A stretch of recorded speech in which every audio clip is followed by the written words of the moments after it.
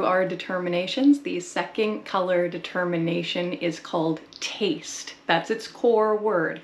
Now, whether it is left or right, we're going to change the wording a little bit. If we have a left-oriented brain, what we're going to have is something called open taste. If we have a right-oriented brain, we're going to have something called closed taste.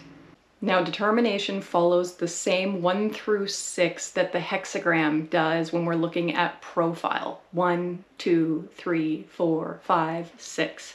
So this being a second color determination, it's going to have things in common, keynotes in common with the second line profile. Now, in determining whether you will be left or right, as in open or closed, we're going to be looking at the tonal level. Tone, numbers 1, 2, 3, go with left.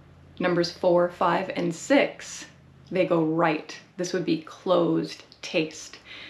Now, the main difference between leftness and rightness for the brain in terms of how you're going to eat is going to have a lot to do with calories. A left brain is a busier, more active brain. It requires higher caloric intake and minimal or no fasting, whereas a right-oriented brain is going to require a lower caloric intake and some level of fasting. Now, when we're talking about taste as a second color determination, the thematic of this, what does this really mean? What does it apply to? Taste, in many ways, can be reduced to local, seasonal, repetitive. Repetitive is likely the most important aspect about this.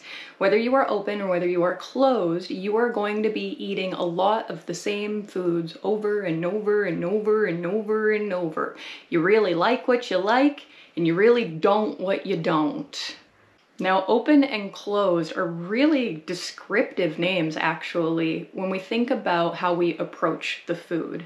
An open taste person is open to tasting new foods, different foods. They'll put them in their mouth before they determine whether they like them or not, whether that's the correct food for them or not.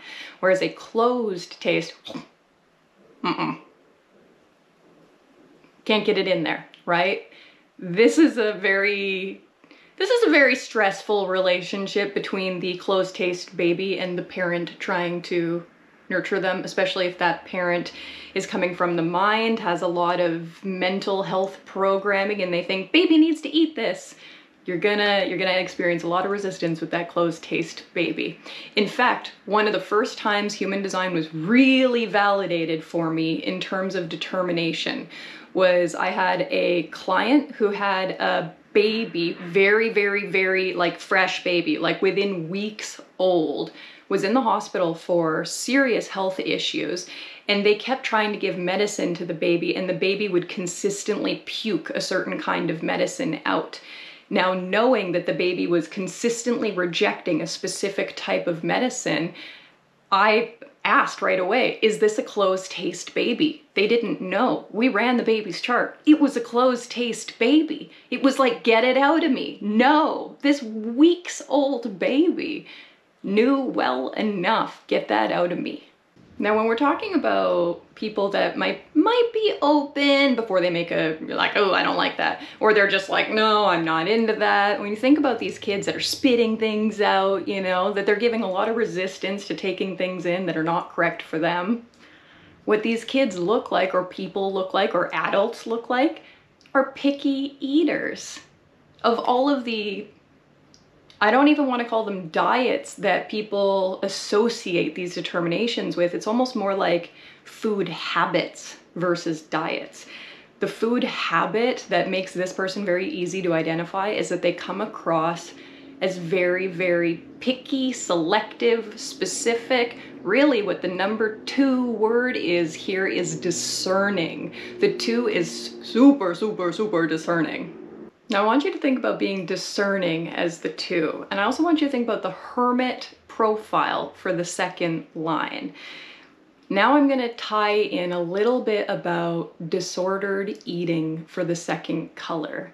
The 2 is very discerning. The mouth is a very strong boundary line for the 2.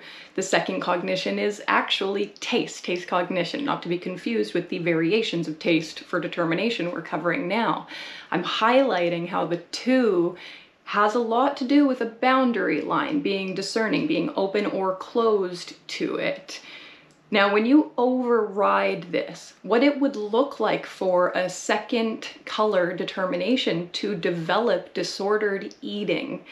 We already acknowledged in our last video about first color how having an active brain and not feeding it enough is a form of disordered eating.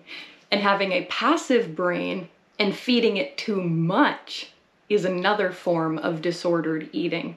But when we're being very specific about the 2, about the second color, the disordered eating here is going to come from the person overriding their own boundaries and taking things into them that they didn't want, that they wanted to reject, that they weren't open to. These are kids, there are like sensory processing disorders that are going to show up for this. You're also going to deal with a lot of nausea. If you're taking in a lot of food that is against your determination, you're not going to feel good. You're going to feel like you want to puke. You're going to feel like you want to get it out. This is an absolute guess on my part. I am not pulling this information from anywhere. But after saying what I just said and hearing myself say that, I realized there is an excellent possibility that if I were to test all second color determinations for different types of disordered eating, I believe that bulimia would hit the highest. The most likely person to puke what they don't want in their body. Now, the interesting thing here, and I'm hesitant to say what I'm going to say, but I'm going to say it anyway. The puking might not be wrong, not from an origin place. The little kid being forced to eat things that they're having a no for, the body's natural reaction to this would be to eliminate it from the body. Once you swallow, there are only 2 pathways to get it back out. You can, okay? So I would also say then that there's a possibility that abusing laxatives would be a problem for the second color. But I'm still venturing to say that second color eating disorders are likely showing up as bulimia more than anything else.